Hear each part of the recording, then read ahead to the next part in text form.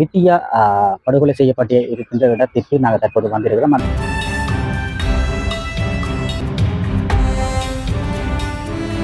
மக்கள் நடமாட்டமற்ற ஒரு பிரதேசமாக இந்த வித்தியா